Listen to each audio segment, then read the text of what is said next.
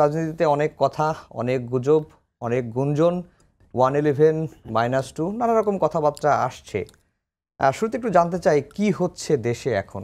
কি হচ্ছে এটা এখন বলতে পারেন 17 কোটি মানুষের রাজনীতি সচেতন প্রায় সবারই প্রশ্ন এটা। কি হচ্ছে, প্রথমত এই কি হচ্ছে প্রশ্নের মধ্য দিয়ে 5ই আগস্টের ছাত্র শ্রমিক জনতার গণঅভ্যুত্থানের পরে আমরা যেটা অসাধারণ সময় পার করছি এটা তার একটা লক্ষণ।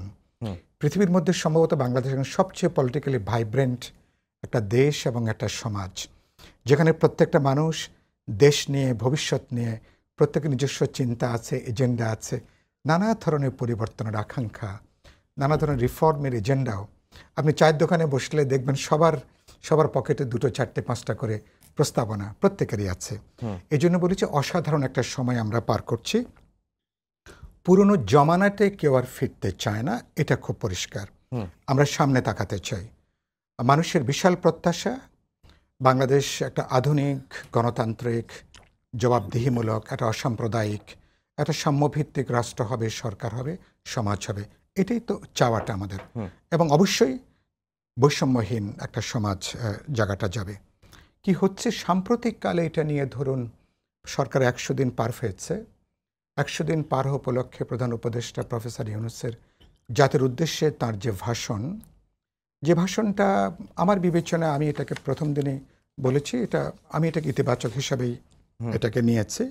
এর নির্বাচন বা কয়েকটা বিষয় যদি বাদ দেই, এটা প্রশ্ন ছাড়া, পরের দিনে আমরা যখন আল জাজিরায় প্রকাশিত তার যে সাক্ষাৎকার, আবার গতকালকে ভারতের হিন্দু পত্রিকাতে ওনার ইন্টারভিউ যেটা বেরিয়েছে, সবগুলো যদি আমরা সামনে আসি, আমি রাজনীতির মানুষ হিসাবে সকল রাজনৈতিক দল বা রাজনীতি সচেতন মানুষ আশা করেছিলেন যে এবার প্রধান উপদেষ্টার বক্তব্যের মধ্য দিয়ে এবার তারা যে পরিবর্তনের যে আকাঙ্ক্ষা, যে ডিসেম্বরের মধ্যে সংস্কার কমিশন তার রিপোর্টগুলো চূড়ান্ত করবেন, আলাপ আলোচনা হবে, এবং এরপরে আলাপ আলোচনা করে আগামী বছরে কবে কখন দেশে অবাধ নিরপেক্ষ বিশ্বাসযোগ্য নির্বাচন হবে তার হয়তো একটা পথ নকশা তিনি হয়তো বলবেন।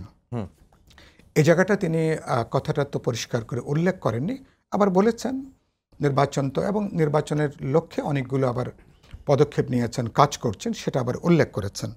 আবার আল জাজিরায় যে প্রকাশিত সাক্ষাৎকার, যখন সাংবাদিকের প্রশ্ন উত্তরে যখন বললেন যে সরকারের সর্বোচ্চ মেয়াদ হতে পারে 4 বছর, বললেন এটা কমও হতে পারে। আর একটা গুরুত্বপূর্ণ কথা বললেন যেটা আমার জন্য খুব অ্যালার্মিং, বললেন রাজনৈতিক দলগুলো যদি কোনো সংস্কার না চায় তো হবে না, তাহলে শুধু একটা নির্বাচন হবে। আর তারপরে হিন্দু পত্রিকায় আওয়ামী লীগকে কেন্দ্র করে আরও বেশ কিছু কথাবার্তা তিনি বললেন। তো সেই জায়গাটা হচ্ছে যে তার মানে সরকারের মধ্যে এখনো কিছু দ্বিধা দোলাচল যে কাজ করছে, মানে নির্বাচন নিয়ে রাজনৈতিক দল বা রাজনৈতিক সমাজ যে সুস্পষ্ট একটা কথাবার্তা দেখতে চেয়েছিলেন, এই বক্তব্যের মধ্য দিয়ে কিন্তু মানে খুব একটা স্পষ্ট হলো না, বিভ্রান্তির জায়গাটা রয়ে গেল। এমনকি সরকারের টেনিয়রের প্রশ্নে, তাদের মেয়াদের প্রশ্নে, আর সরকার কি দীর্ঘদিন থাকতে চান, তারা কি 2 বছর 3 বছর পারলে 4 বছর পর্যন্ত তারা থাকতে চান কিনা, তিনি 4 বছরের কথা বলেননি। কিন্তু এটা যে একটা ভাবনা যে আছে যে দরকার হলে 4 বছর পর্যন্ত মানে থাকতে চান বা থেকে দেওয়া যেতে পারে, মানে এগুলোর জন্য এখন ছাকাটা দরকার হবে কেন, দরকার হতে সংস্কারের জন্য। তার বক্তব্যে বেশ কিছু স্ববিরোধিতা আছে। যেমন এক জায়গায় বলছেন যে রাজনৈতিক দলগুলো যেটুকু একমত হতে পারবে সেটা নিয়ে আমরা সিদ্ধান্ত নেব, যেটা আমাদেরও বক্তব্য। সরকার শেষ পর্যন্ত তারা দাঁড়াবে কোথায়? ধরুন শত শত প্রস্তাবনা এসছে, 10টা সংস্কার কমিশন যা যা আছে, আমরা সরকার কোথায় দাঁড়াবে, আমরা কোথায় দাঁড়াবো? জাতীয় পর্যায়ে ন্যূনতম ঐক্যমত যে সমস্ত প্রশ্নে আছে, সেটা নির্বাচন বলি, নির্বাচনী ব্যবস্থার গণতান্ত্রিক সংস্কার বলি, প্রশাসন বলি, পুলিশ বলি, জুডিশিয়ারি বলি, ল এনফোর্সিং এজেন্সিজ বলি, অথবা ফাইন্যান্সিয়াল সেক্টরে বলি, তাহলে যেটুকু আমার ঐক্যমত আছে সেখানে তো আমরা দাঁড়াবো। তাহলে দাঁড়ানোর পরে আমি মনে করি সে ব্যাপারে এক সিদ্ধান্ত হতে পারে।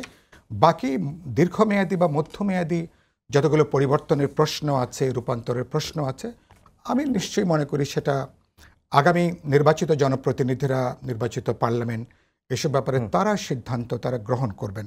কিন্তু সরকারের এ পর্যন্ত চলনে বলনে যেটা মনে হচ্ছে, তারা কি, এবং এক একজনের একটু মানে সমন্বয়হীন বক্তব্য, কিছুটা স্ববিরোধী বক্তব্য, এবং অনেকটা তাৎক্ষণিক বিভিন্ন মন্তব্য, যেটা রাষ্ট্রের এরকম একটা জায়গা থেকে মনে হচ্ছে অনেক বেশি সুচিন্তিত, অনেক বেশি একটা সংহতি বা একটা গোছানো বক্তব্য যেটা থাকাটা দরকার ছিল।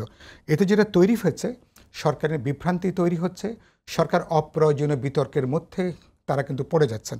আবার মানুষ যখন দেখছে বাজারে যখন একটা লাগামহীন একটা ঊর্ধ্বগতি, মানুষের ক্রয় ক্ষমতা কমে যাচ্ছে, মানুষ নিত্য প্রয়োজনীয় চাহিদা মেটাতে মানুষের জীবন কিন্তু নাকাল, ল এনফোর্সিং এজেন্সির অবস্থাটা ভালো না, পেশাগত দায়িত্বের মধ্যে নাই, তাহলে সরকার যত দিন যাচ্ছে সরকার কিন্তু মানুষের আস্থাবোধটা কিন্তু জাগিয়ে তুলতে পারছে না। সেজন্য আমরা বলেছি অনির্বাচিত সরকার যদি দীর্ঘদিন থাকেন, কারণ তাদেরও একটা মোরাল একটা অথরিটি আছে তো পাওয়ারের পিছনে, যেটা আমরা সবাই তাকে সমর্থন দিয়েছি, কিন্তু স্টেট যে একটা পলিটিক্যাল ইনস্টিটিউশন বাংলাদেশের মতো রাষ্ট্র চালানোর জন্য যে ধরনের স্ট্রং পলিটিক্যাল উইল এবং পলিটিক্যাল অথরিটি দরকার, এই সরকারও তো সে ধরনের কোনো পলিটিক্যাল অথরিটি জায়গাটা নেই। ফলে কোনো কিছু ইম্পোজ করা, কোনো কিছু যে আপনার কার্যকারী করা, মানে মানুষ তো আপনাকে শেষ পর্যন্ত ফলাফল দেখতে চায়, সেই জায়গা থেকে একটা বিভ্রান্তি আছে। আমি সেই জায়গা থেকে মনে করি যে ইভেন এরকম একটা সময় এটা অস্বাভাবিক না। এখন সরকার উচিত হবে, সরকারের পরিস্থিতিটা খুবই উত্তেজনাপূর্ণ, আমি আগেও একবার এক অনুষ্ঠানে বলেছিলাম, কিন্তু সরকারের দিক থেকে উত্তেজনাবশত কোনো সিদ্ধান্ত নেওয়া ঠিক হবে না। তাদের ম্যান্ডেট হচ্ছে বাজারটা নিয়ন্ত্রণ করবেন, জনজীবনের শান্তি নিরাপত্তাটা নিশ্চিত করবেন, এবং নির্বাচনের জায়গাটা তারা যদি যেতে পারেন, আগামী নির্বাচিত সরকার হাতে ক্ষমতা তারা যদি দিয়ে সম্মান নিয়ে তারা বিদায় নিতে পারেন, তাহলে সরকারকে আমরা নিশ্চয়ই তাদেরকে আমরা সাধুবাদ জানাবো।